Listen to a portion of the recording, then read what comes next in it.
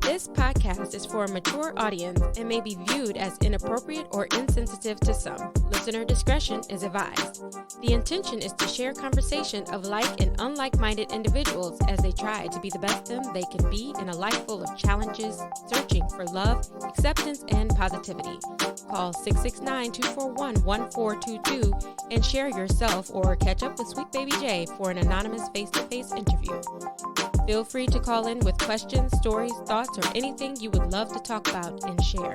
Nothing is off the table when talking sweet with Sweet Baby Jay at 669-241-1422. Ladies and gents and ladies, once again, it's a no face, no case scenario. You are here with Sweet Baby Jay all day, every day. We got this young stallion right here. Call me Lucky.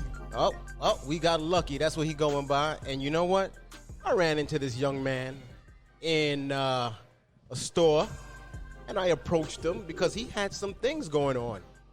And it was an interesting conversation, so I said, let's bring it to the masses. You want to share what I approached you about, brother? Yes, okay. On that day, he approached me and he asked me, I seen that you had pride on your throat and also the Confederate flag pretty big on my right arm. He was kind of curious and wanted to strike up a conversation about what it meant to me and asked me if I'd be interested in doing a podcast, and I said absolutely. I think one of the biggest issues that we have here in this great land we call America is that people are not talking. We have our own mindsets, and we stay in them. We don't have that conversation with the other person about why. Why do you feel like that? Why do you do this? Why do you do that? We might not even agree at the end of the conversation, but at least know why. At the end of the day, you can say, you know what, F you. I don't agree with you. But if we have the conversation, there's a level of respect. Absolutely. All right, so when I saw those Confederate flags, originally I'm from Costa Rica and New York. When I see that, it does stimulate me in a way, but at the same time, I was also a soldier. So I'm all about free speech. Do what you want. My man right here, when he was talking to me, he said he wanted to take it off. He wanted to get them redone. I said, bro, you should keep it. Like, why? If that's how you feel, that's how you feel. And there's nothing wrong with that. You said... I said, to be honest with you, man, I was already planning on covering up, and the reason being, when I first got this tattoo, it was 15 years ago. Things were a lot different then. The kid that unfortunately shot those poor people at the church in South Carolina, he was flying that flag obnoxiously, representing that thing, and at that point, I started looking at that flag and seeing why this kid was flying it like that, because to me, when I got this flag, I was going through like what we could say a country boy phase at the time. I've always been, hood by heart because I grew up in Pine Hills. Hood by heart. Hood by heart. I like how that sounds, man. I've always been hood by heart, but I grew up in Pine Hills. I hit the street running at 13. That's another story in its own. I hit the street because my stepdad at the time was all my life pressing the fact of me don't trust black people, don't trust anybody outside, white people, blah blah blah. And I didn't understand because all my friends, I went to a very diverse high school and middle school, and all my friends were not my race. I mean, they really all weren't. So everything he said to me was, excuse my French, bullshit. It didn't mix. So what you was hearing from home didn't not make sense with to your reality. Yeah, I feel you. I realized that the friends of mine didn't treat me any different to what my color was. And at the end of the day, I just looked at us all like we bleed red, and I didn't care what he said. So we kept steady had conflict about that to the point to where I just left home because he forbade me to see, or I couldn't have those friends come over, and I was done with it. So he said, if you're going to have it like that, if you're going to associate with people, get out. So I left. So how old were you when this happened? 13. Damn, son, what'd your mom say? My mom was upset about it. She just wished that he would stop badgering me about it because she didn't really feel like that. It was a one-way street. But, he paid for everything, and my mom was just a stay-at-home mom, so she didn't really have the say of what happened under the roof. So my mom was, for a long time, I stayed under the bridge for a while in Sand Lake and OBT. You was homeless? I was a lost kid, man. My mom was bringing me, breakfast, lunch, and dinner and everything that I needed because my dad was being like that, and she couldn't lose him. Because he was the breadwinner. So if I was her in her shoes, I would have just left him and took my kid and did something different. With that being said, though, because we going on a whole nother thing. Yeah. Is your mom still around? She died at 53 after 6 bouts of cancer. Damn, bro. Sorry to hear that. Yeah, but did you ever hold a grudge against her for that? To be honest, deep down, yes. But it's hard for me to say that now because she's passed. Yeah. To be honest, that's a sore subject. It's a sore subject. But I don't want to. I'm not mad at my mom for anything. Yeah. I love her, and I understand she was in a hard situation, kind of like what they say, a rock in a hard place. She didn't have to find the strength in it to leave her because she was, I guess, too afraid of the unknown, being financially broken. So I told my mom, I don't leave him. You know, make sure you're good. I'm straight. So you was a man. You was like, yo, mom, I'm gonna look out for you. I'm a dip because I gotta be me. Yeah, I wanted her to be okay financially. I said, I'm gonna make this happen. At that point, I ran into the people that in Pine Hills, and they was just a bunch of other kids like me that their parents booted. We was all looking for love and just unity and just camaraderie, and that's how I found out myself in the gang. And then from that point on, it was just, you know, a lot of legal issues. You know what comes with it. Yeah. So you've been locked up? Yeah, I've been locked up. How many times? Wow, that many? Yeah. Damn, long bids or? From the gang, I got arrested for taking a weapon to school. Long story short, I ended up leaving and going to South Carolina, Greenville, South Carolina. Took a weapon to school, got expelled. They sent me and arrested, and they sent me to Department of Juvenile Corrections for an undetermined sentence not to exceed my 21st birthday. Wow. That was just at the age of 16. Shit. I got out when I was 18, almost 19. Around 18, 19. Damn. And then after that, I came back to Florida, continued just trying to fend for myself. Just living life. I made a lot of wrong decisions, man. Started selling drugs. In 2011, I caught a charge that had a 15-year minimum mandatory sentence. I put 7 cop cars on flatbeds in the Millennium Mall Target parking lot. You can check it up. What you was doing, boss? Man, I was doing a 250 pill oxycodone deal. I was gonna say, yo, Grand Theft Auto is just a video game, Playboy. And they tried to catch me, and I was in a lifted Titan on 40s, and I literally demolition derbied their asses trying to get away. But long story short, but you know what's crazy is all the injustice and stuff that's going on with the cops. I ain't even gonna lie. Behind the scenes, I'm watching all the people give the cops their ass, and I'm rooting for them. Yeah. You know why? Because you know what? They've done me dirty so many times. Like when I got arrested on that arrest, they shot me in my face with the taser. In your face? In my face, and then they handcuffed me and they beat me for about a good 2 or 3 minutes after I was handcuffed. Listen, my man. So I didn't even think we was gonna have a conversation like this, but this is good to know. So how was that? Being arrested and getting tased in the face and stuff like that. Because one thing I'm going to say is that you're actually blessed. Because a lot of people, I've seen black people that didn't even get that opportunity to get tased. Yeah. They got shot off rip. You know, this is going to shock you. Check this out. How many times have you seen, especially, I don't even like to say the word black. I say I'm African-American because I feel like when you put a color on something, I just don't like it. I don't say white. I say Caucasian. I just don't. I feel like if I start practicing not speaking colors, you know something. You know, I'm gonna say this though, because you know it's all about everyone's personal experience with those words. Yo, exactly. Because for me personally, I'd rather be called black than African American. Really? I'd rather. Well, be called I'm learning black. something right now. What? We all learning, brother. Is there here, something else that you prefer? Here on Talking Sweet, we always learning something. You know, we sharing to the masses how each of us feel as an individual. Now, this is just me, and this is just you. That's why I'm here. Yeah, but the thing is that, I mean, African-American, like, my parents are from Costa Rica. It is, and by way of Jamaica. Now, of course, they say Africa's the motherland, but who knows where in Africa? I see. I personally have no issues with you identifying me as a black dude, because guess what? Yeah. I woke up like this. You know what I'm saying? I feel you, so did I. I woke up like this. Yes, sir. And guess what? I'm going to sleep like this. Yes, so sir. I'm a black dude. Okay. Now, for you, and looking at you, I would say a white dude. If I want to be politically correct, I would say a Caucasian. Right, okay. But it really makes me no difference. It doesn't bother. I'm asking. Now, things don't bother me, but as I said. Does it bother? That's you, but I'm asking you, would me saying that word, does it bother other? You never know. Brother, listen. In this day I use and it like age, a safe word, so I just say, just in case it might bother you, I say African American. In this day and age, you never know who is going to bother. Exactly. So, and even going back to that tat. Exactly. We got the Confederate flag on your arm. Yeah, I'm in trouble. So how has that been, like, when people see it? You wearing a wife beater right now. Yeah, so you showing it. Yeah, because I was coming to see you. I didn't know if I was going to be on camera or not. So I wanted to be able to. If you wanted to show people what I look like, I'm more than open to that. But that's what's up. I respect that. I'm not worried because number one, I'm the farthest thing from racist. You know, I have 3 daughters. Okay, 3. Mm. 16, 17, and 23. You have 3 women. Women. Okay, Yeah. let me tell you something. Listen, okay.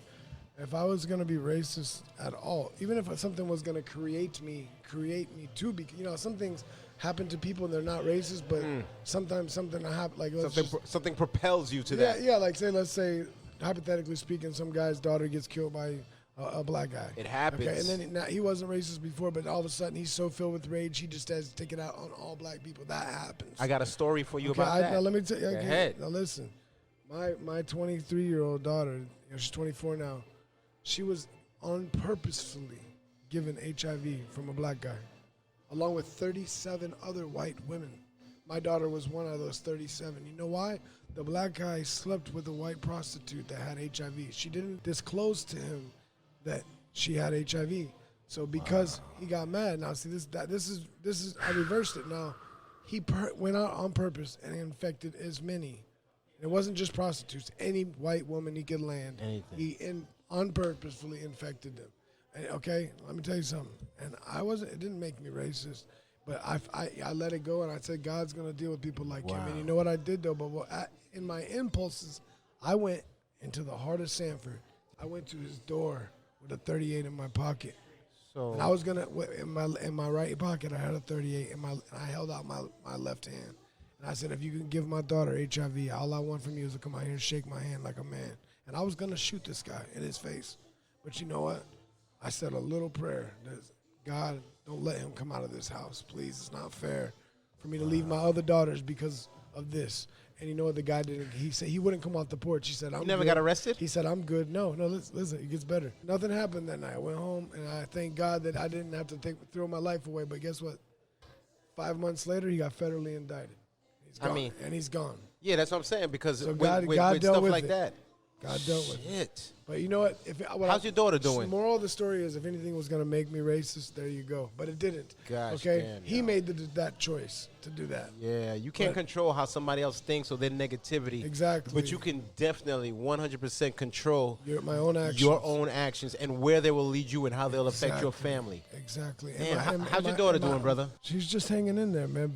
After that happened, she started doing drugs and to cope. And I've been trying to get her into therapy and the proper channels to cope with that trauma, the fact that she has to live with that for the rest of her life. Sheesh. And even my daughter, she's always liked black guys. Even that didn't make her stop like black guys. She still black guys. She still likes black and salmon. She like that black and salmon. She still dates out of race. And my other 2 daughters, they refuse to date white guys. They just don't like white guys. And I'm like, cool, whatever. But so those are 3. Along with the HIV story, those are 3 things. If it was that would make me racist, that would have been it. Yeah. All my daughters, I'm very cool with it. My 17-year-old told me yesterday, you're gonna have a mixed grandbaby, right? I don't know what color it's gonna be yet. And I'm like, man, I don't care. Prepping you. All I want you to want it to be is healthy and happy. That's it, and happy. I look at people like, it's just, we're human. We all bleed red. Like, if everybody just looked at everybody like neighbors and we're all in this for the same reason, we all have a common goal of just surviving and thriving and prosperity. If we all could just unite in that same feeling, we would get so much further. Well, you know what? In today's political arena, the Confederate flag has been off topic. Yeah. How do you feel about, because you're saying that you feel that you should cover yours because I'm going to cover it. You're going to cover it because, and then I see you have an American flag right under it that says, don't tread on me. I feel you. Well, that goes along with the snake. You know the yellow flag? Yeah, I know how it goes. Now, let me tell you the truth. I don't know the meaning behind that flag, but I am. Which, the Confederate flag? No, the yellow one with the snake on it. Oh, okay. I don't know that one either. I got that one because I like the don't tread on me, don't walk on me, and I like the snake, or I deliver a deadly blow. That's just personal me. Like, I'm a hermit. I'm a quiet person, but if you step on me, I'm gonna bite you. That's the only reason I got it. Again, I didn't check the history. So if that yellow flag has anything to do with the history of this one, the whole my own arm is gonna look different. You're gonna have to take your arm off. It's all gonna look different, my friend. And not because, make this very clear for the world, that not because I'm scared. It's just because I constantly watch the news and everything that's going on, and I understand now why they're taking these things down, because of what it makes them remember. Okay, so we So out of respect for that and the people that are going through all this stuff in all of America, and you have it tatted on your arm, so you was big, really, and it's really big. It is pretty big enough that I could see it in yes. a store. I mean, it's like 6 by 6. Yeah, it's big. big. I just want it out of that's my contribution to the people, to let them know that I understand their pain and I am on board. I respect that. I'm on board. I want them to give the police help what they did to George Floyd. I want them to. I mean, it's not even George Floyd. See, this is what people... I mean, it's everyone they've ever killed this abusing their power. There is that this is actually anonymous. But I'm going to ask you a question. Did you vote for Trump? Fuck no. Oh, okay. The reason why I ask that is because I personally feel that I think he's good for business, but everything else about him makes him look like Lucifer himself. Okay. So the thing is that I personally feel that he gave the green light for police brutality when he was saying, when you're putting people in a car, if you hit their head, you hit their head, like, don't be nice about it. I think he gave the green light. And once you give the green light for something like that, you are pretty much saying, oh, whatever is good is good. What that equals is systemic manifesting of hate.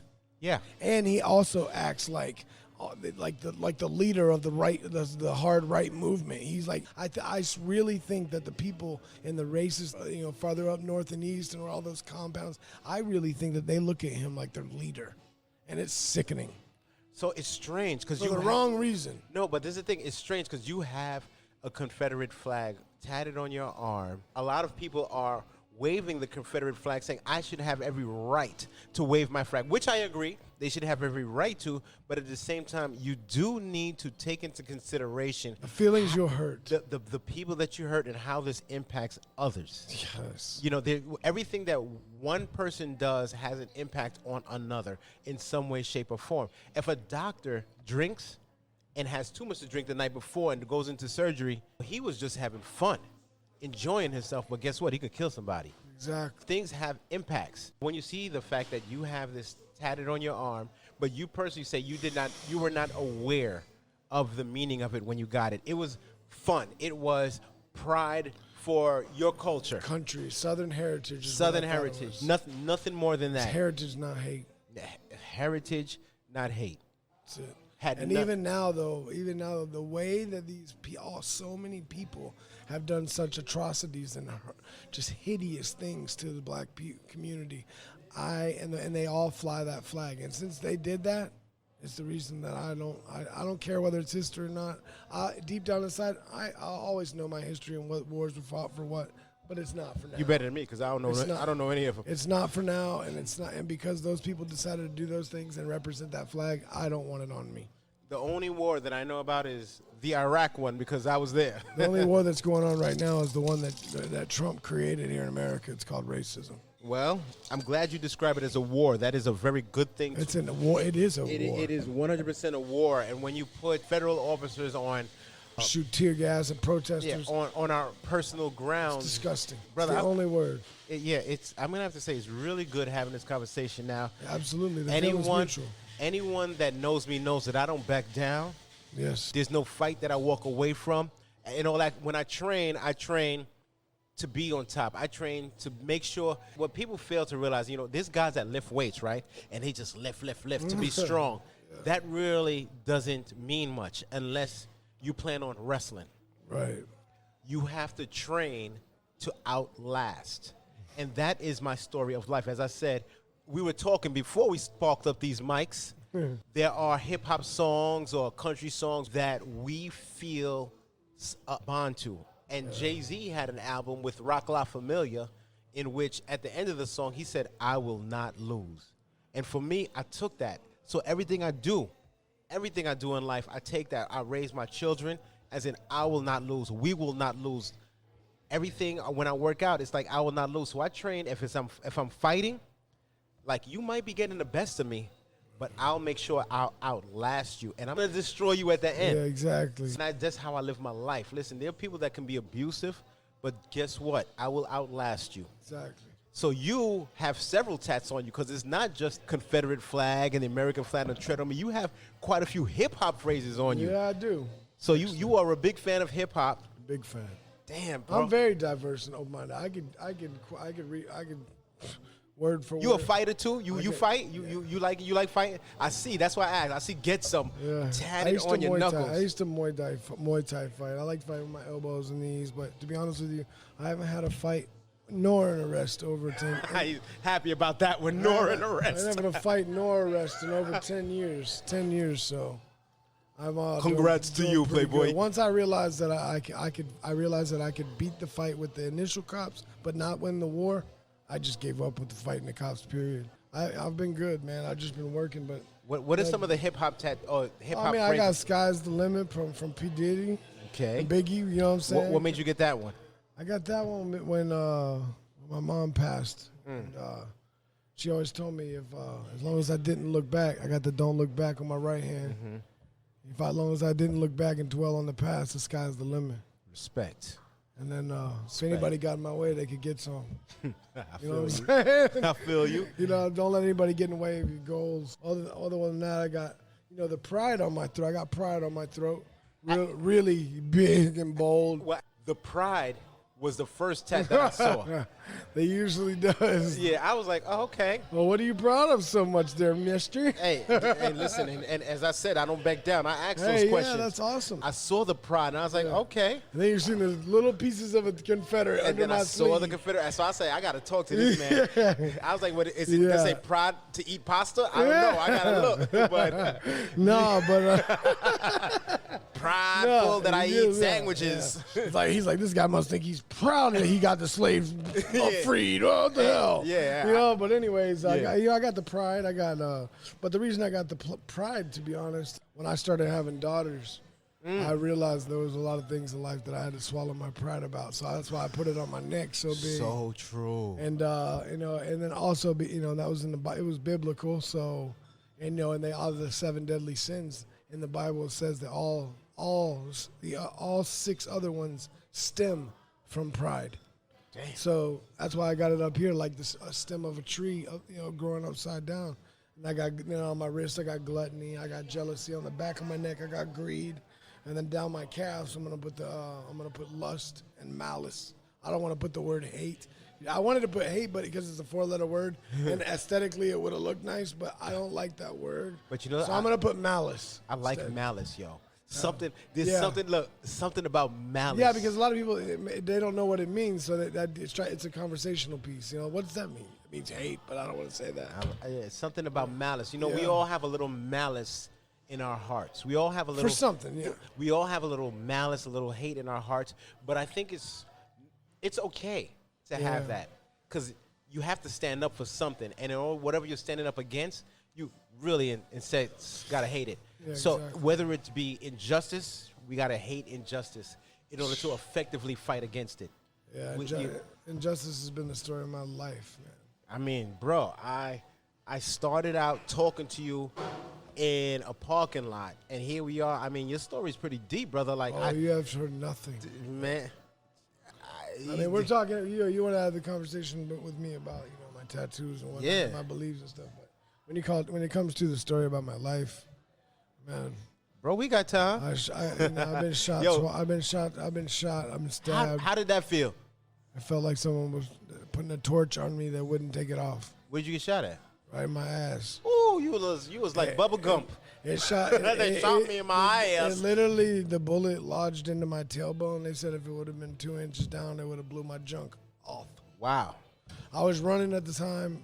Wait, cop shot you or? No. The villain shot me. The villain. What was you doing, Playboy? I was doing a drug deal in front of Universal Studios on Kirkman Road. Those twins. Brother, Universal Studios. The Twin Towers with the light. Oh. The twin hotels with the lights. The twin hotel, the Twin Towers. The Radit that used to have the matching. I don't know nothing about it. I'm from New York, yo. This is new to me. You never seen Kirkman Road where they have matching green lights on the hotel? They go all the way up. They look identical. Anyways, don't make me lie to you. Anyways, all right. So, I was running about a gallon of G and 1,000 ecstasy pills. What's G? GHB. It's just a thing that goes with ecstasy. It's liquid. Bodybuilders used to use it for accelerated muscle growth. They used to sell it at GNC. Used to be called Blue Nitro. bro, I'm getting schooled right now. But I don't know about none of women this started life. taking it to get fucked up, and they started growing hair on their chest and talking like a man because it's got a male hormone in it. Oh, no. you better give me that D. Yeah, my name's Kelly, motherfucker. Lay the fuck down now. You won't let me suck the... Oh, Yeah, no. you're mine. Whoa. Yeah, that's crazy. No, but I started. I was doing a really big deal, about $20,000 deal, and the guy there's 3 black dudes and a white dude. They all had gold teeth. Even the white dude had gold teeth, and they knocking on the window, just trying to make me get out the car. He said, "You coming back to our Lockhart with us?" And I knew I hadn't seen what they did to somebody in a Lockhart when I literally watched them murder somebody in a locked car. I watched them kidnap somebody literally and took them back to Lockhart where they're from, and they drowned this dude in a bathtub. Oh, Lockhart, Florida, yeah. And they They drowned him right in front of me. So right in front of me. you saw somebody get murdered. How did that make Right in you front of feel? me. I wasn't the first person. Okay. I was in a gang, so. Okay. Anyways, the guy, the leader of my set, he killed my best friend for dropping his bandana on the ground. We was all drinking Mad Dog 2020. We was young jitterbugs. MD 2020. Thinking we was from Compton. And and my dude dropped he was just sitting there drinking, and I guess it's the number one no-no, don't let your rag hit the floor, and he knocked it. What color was your rag? My color was blue. Was that Crip or? I was a folk. I was a gangster disciple. Oh, see, I've heard that name. See, This is based out of Chi-Town, Chicago. So it's crazy because people think black and think gang quite often, and I don't know anything about gangs. It goes something like this. My man is doing all kinds of, son, he's doing all kinds of hand signals. That's how it goes. You never forget. It's kind of like a dance, So I was eating some fries. I couldn't even eat it. Yeah. But literally, I don't go around doing that. Number one, because I ain't in the gang. I'm a one-man army. I'm grown right now. That was a childish thing I was doing. And I was just searching for love on the street, and I found it with a bunch of kids like me. So none of them were white. I was in a Latin disciple gang. And there was 2 black guys, all the rest Spanish, and I was the only saltine in the group. Salty. So you feel as an adult now that you've grown past that life. Yes, sir. That being in that gang, it was a growing pain, something that you went through as growing up. We protected each other because we were all alone and we didn't have the guidance that we needed. As an adult now, thinking back, would you, the you that you are now, would you still go that same route in life? Absolutely not. You ain't even had to pause. Absolutely not. So I watched my best friend die because he dropped his flag on the ground. My dude, I didn't finish that, but when he dropped that rag, my buddy, the leader of my set stood. My man's not playing with his bed. Not a drip is wasted. Yeah, that's alcohol abuse. Yeah, we don't do that here. Anyways, as soon as he dropped his rag, the leader of my set reached down and pulled his knife out and cut my best friend ear to ear, cut his head. Wow. And then everybody took off running, and I'm just left there with my best friend, holding his throat back together, trying to call for help. And let me tell you something. The only thing that I can remember, you ever heard of a euphoric recall? The only thing that I can remember from that is 2 things. I was shocked by the amount of pressure that the human heart sprays blood. Mm-hmm. I know it very well. And the overwhelming smell of blood. And the fact that he was looking in my eyes. Very metallic, saying, right? Yes, like pennies in your mouth. Yes. And he was looking in my eyes, gurgling, help, until literally, I swear to you, it felt like his eyes were looking in mine, and then when he gurgled his last breath, it was like he was looking at me to like something beyond me, like through me. Wow. What did that do to you as a person? Did it numb you? What did that do to you to see something like that as a person? Well, back in that day, they used to affiliate anyone in the gang by association. And that was when they were making examples out of people. Like if you were in this gang and they had gang units, and if you were affiliated with this gang and you were anywhere near the scene and something like that happened, not one of you go down, all of them was going down. Rico. Yep. So they came and got me from my grandparents' house. Let me mind you, my grandfather, 38 years Army infantry. 10 years on reserves and 28 on full time. Oh gosh. Seen 2 wars. More man than me. Seen 2 wars. Retired as a master sergeant with more awards that I can count on his dress uniform. But They actually came and got me with a helicopter and everything from his house, and embarrassed. Drug my grandfather and grandmother out of the house in their night clothes and embarrassed them because I was fucking around with that gang. And my grandparents disowned me, and he never spoke to me again until the day that he died. So one thing I'm hearing with that is that I quit the gang from that point forward. Yeah, because one thing I'm hearing with that is the utmost respect that you had for your grandfather, and the fact that you felt embarrassed, the fact that you embarrassed him because of what your I still don't forgive myself. Wow, because he was a soldier, but he now you didn't deserve that at the end of his life, his career. Yeah, I feel it. It's strange how right now, this is gonna sound strange, right? What I'm saying is we're having a relationship right now, brother.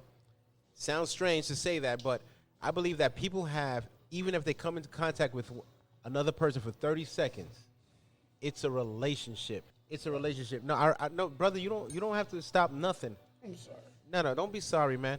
This is a relationship. I don't know you from a dirt thing in the road, but the fact that you're here sharing your utmost and deepest thoughts and regrets, it's a big deal. It's a very big deal. I've never really talked to anybody about this. Nah, I'm glad you're here talking about it. I got a good feeling from you when I met you, so I go off my gut. I respect my gut, and I trust it. 100%. I can't blame you. I'm a great dude. I felt it. Wow. And you know something? It's a whole other thing when you see a grown man in tears. It's different. Men really don't cry. Prideful men, your pride.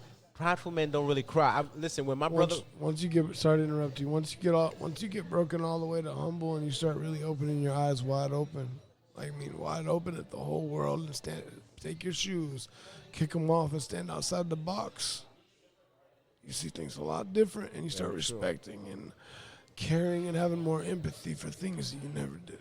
Bro, I'm gonna tell you something. The last time I cried was when my brother passed away, and I was doing his eulogy. And I said I wasn't going to cry because, I just don't do that. When I was up there saying his eulogy, I was boo-hooing like you would never believe when I saw my uncles crying. But, when I see another grown man in tears telling me the story about his life, that right there just really shows to me personally that that's a good man. No matter what he's went through in life, that's a good man that has experienced life. It just sucks that the whole world is falling apart. It is. Watch. Bro, let me tell you something. You're not only watching. By sharing this story and how we came in contact because you had a big-ass pride tattoo on your neck and a Confederate flag on your arm.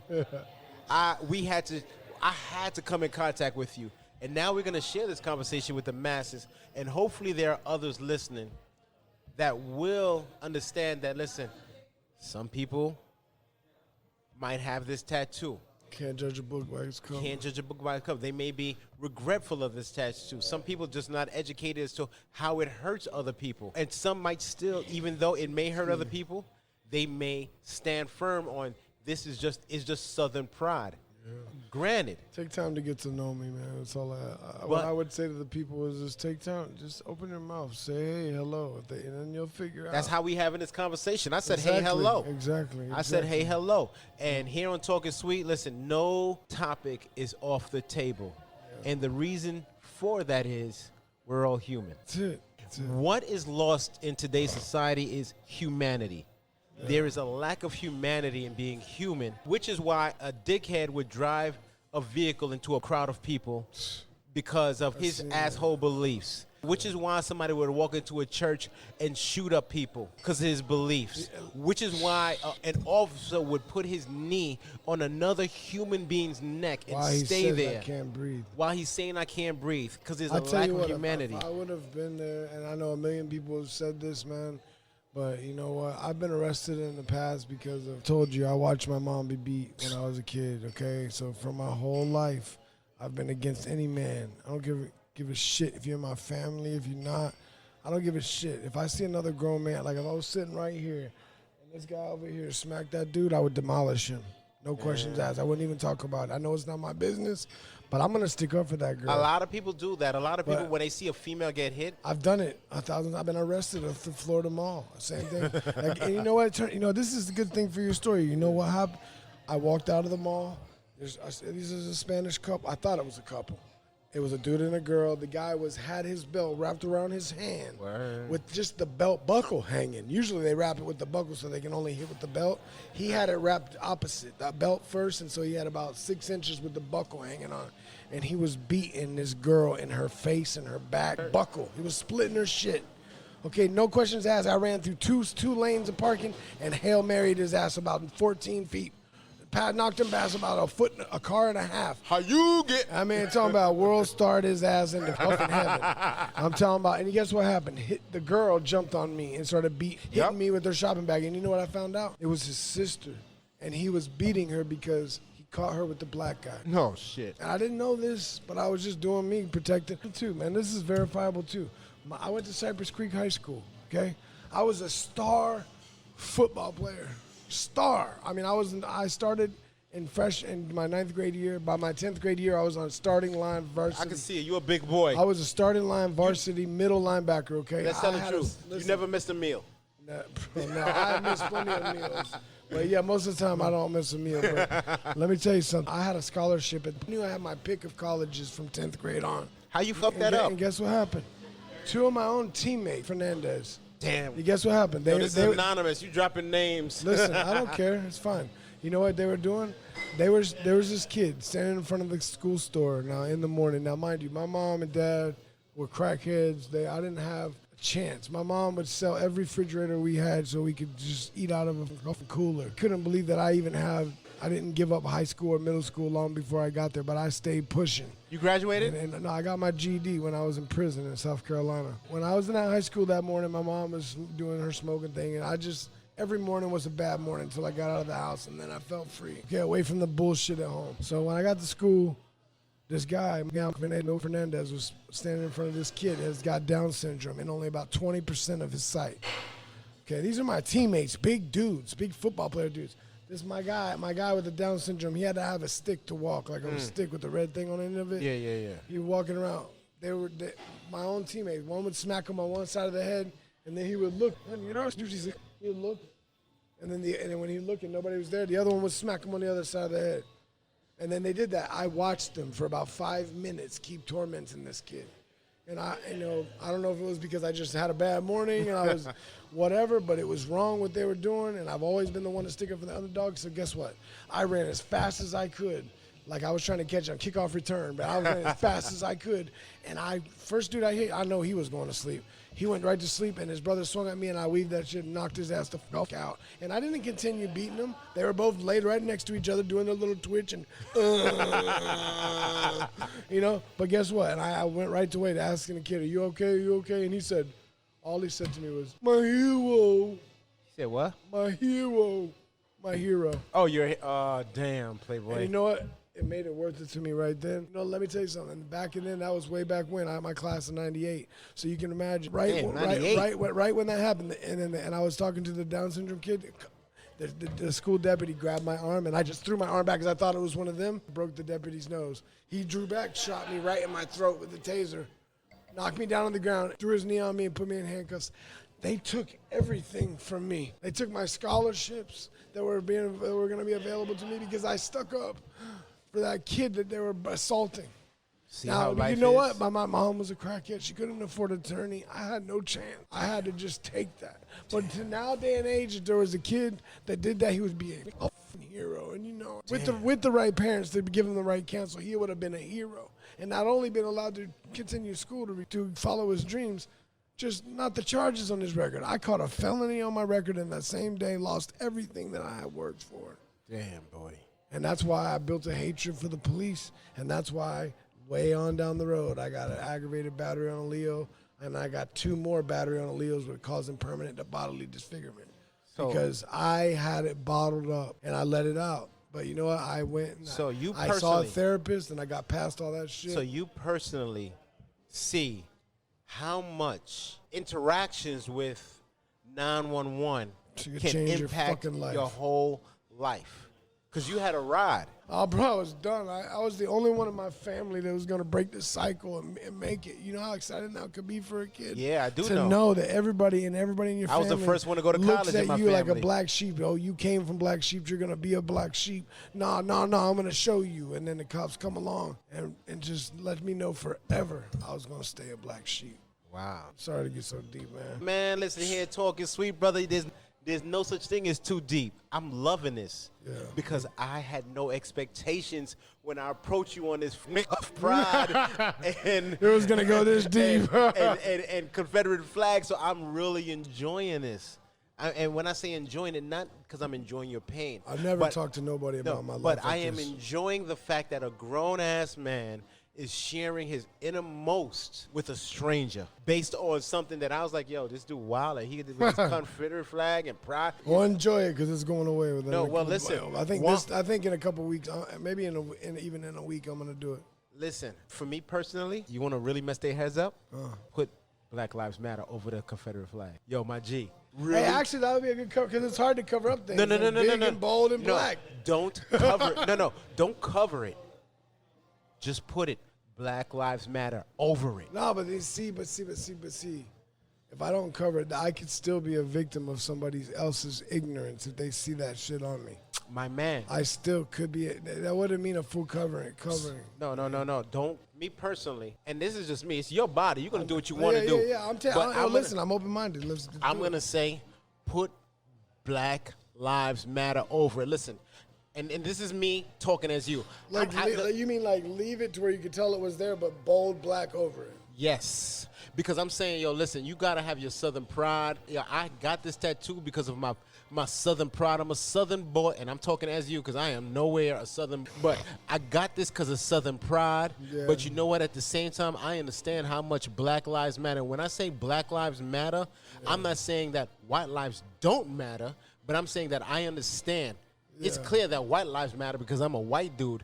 I am not talking as myself because I'm not a white dude. But it's clear white lives matter because everyone knows that their own life matters. But when you look at the state of the interactions with police, Black lives matter. The fact that you would have that flag, which a lot of Southern people have, to show pride, and you should be prideful, but you also have to understand how your personal pride affects others. Yeah. So at the same time, and I think that would really throw people for a loop. Yeah. If you put a Black Lives Matter over that Southern pride. Oh yeah, dude, that's you're right. Yo, you're right. That would be a good conversational that is the hottest piece. Tattoo. It would give me an opportunity where people would be like, that would give me an opportunity to explain why. Yo, my man, that. I think I'm gonna take your advice. That hands down. Look, it's a Corona time and we shaking hands. I'm looking for some hand sanitizer out this shit. I don't care. We ain't got nothing. I just got tested for Corona 2 weeks ago. Yo, wait, how did you get tested? Did you do the nose thing? No, I actually had a heat stroke trying to work on this landscaping job, and I had a acute kidney failure and a heat stroke on the job, and they had to Corona test me before they let me into their facility. So I had the Corona test because, I'm a veteran and I just felt like getting tested. Yo, they put that Q-tip so far up my nose, I thought it was tickling my brain. I never had my brain finger. It's uncomfortable, bro. It feels like they send it way past the limit. Yeah. Okay. I was like, I didn't sign up for this. Yeah, man. Listen, I'm just happy we had this conversation.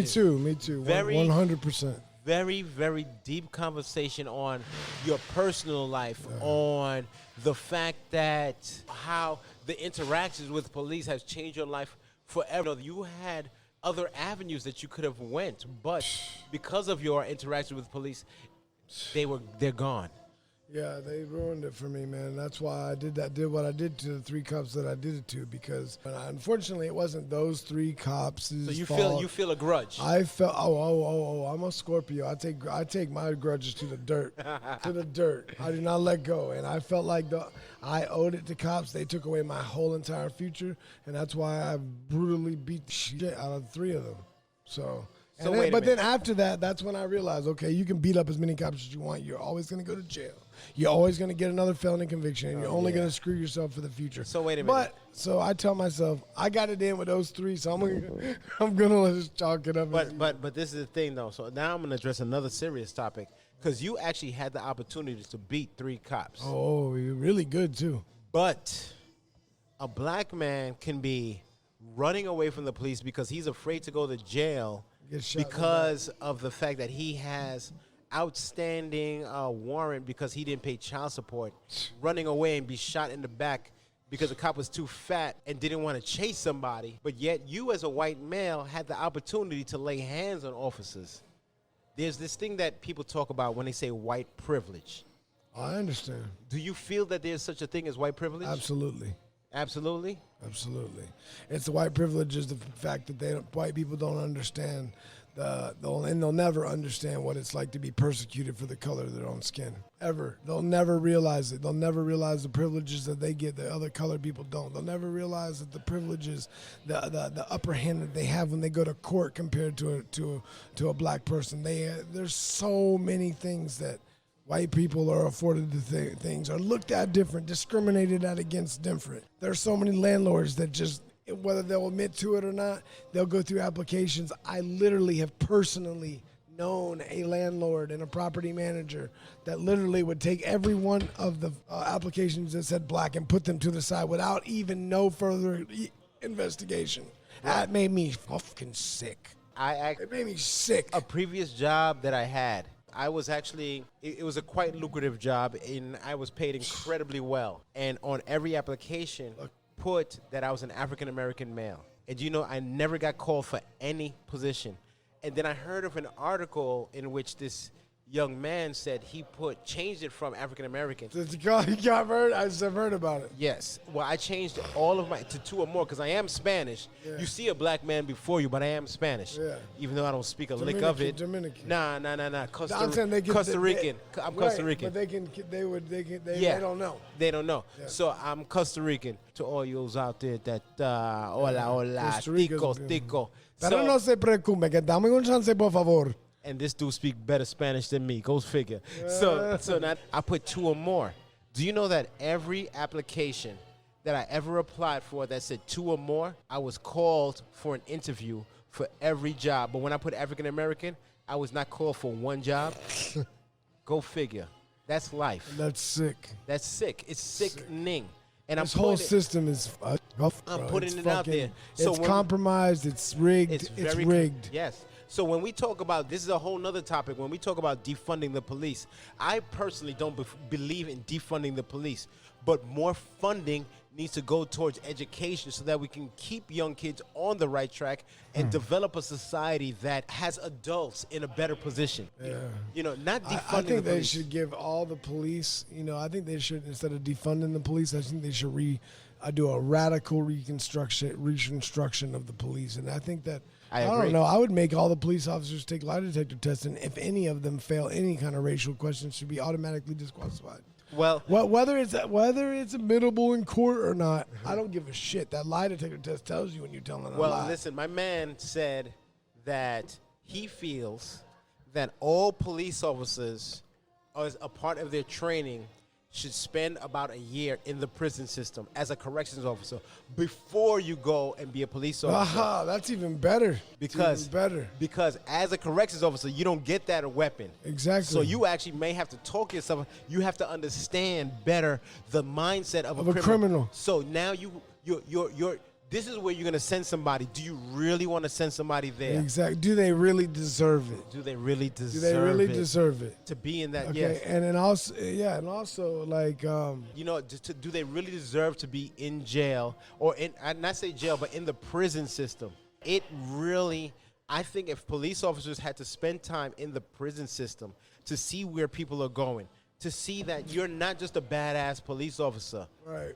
What the things that you do, how you impact a civilian's life really does matter. I don't think a lot of these officers really take into consideration that there is no reverse on pulling the trigger. There is no reverse on choking somebody out to death.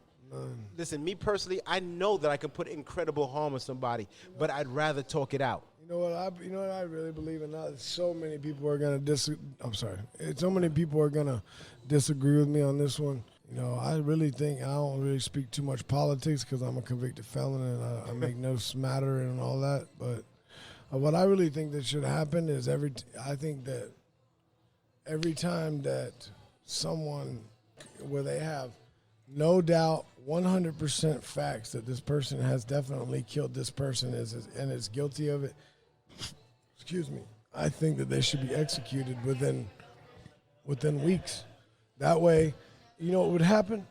All the violence, all the would drop. all the violence in prisons would go away because everybody that was there would have a release date, so they would act right and maybe be more excited about doing things that they could do that would better themselves when they get out. Well, when you go to prison and you're surrounded by people and pedophiles, I think that too, pedophiles and murderers, dead within weeks. You know, but that's never going to happen. That's not part of this conversation. But I'm just saying that. But where I was going with it was, it also goes for any cop that not warrantedly kills a black man, a white man, a purple man, a green man. He should be treated the same, the absolute same. So whether it takes 10 years or 2 weeks to execute somebody, they should be executed. You know how they have a lot of mitigating factors that give somebody the things for a death penalty. Like it has to be aggravated, it has to be the death of a senior or a child, or horrible circumstances and mutilation of a woman. I think those standards should go for the people that cops kill. The cops should be held standard. If they maliciously kill, just like the guy that took the taser and the guy shot him in the back when he was pointing the taser at him. What the fuck's a taser gonna do to you? Now this is the thing, it's a non-lethal weapon. Now this is the thing, though. I think if you ask me personally, when Kaepernick was taking a knee, these are the things that he was talking about. The fact that, and all the protests taking place, think like, listen, we all need to be on an even playing ground. Yeah, unfair. And sometimes things just are very unfair. Unfair. So that's not even the right word. Very unfair. It's not the right. It's despicably unfair. Bro, on that note, I'm going to thank you for coming out, talking sweet with Sweet Baby Jay. Listen, everybody's not willing to say Sweet Baby Jay. Sweet Baby Jay, it's been a pleasure to talking to you. Brother, I'm going to say it's a pleasure talking to you. I'm glad we interacted because of the pride and the Confederate flag, but we had conversation, tough conversation. And everyone needs to have a tough conversation for there to be a level of understanding and moving forward. Why move back? No. Move forward. If you're moving backwards, you're not doing the right thing. Unless you're trying to, listen, and I'm going to get some because don't look back. The sky's the limit. Yeah, you ain't lying, playboy. Like it or love it. Yeah, you ain't lying. Hey, man, that's awesome, man. I just, maybe we can speak again. I'm going to hit you up and send you a picture when I get my revised tattoo. Guess what, brother? You send me that revised tattoo.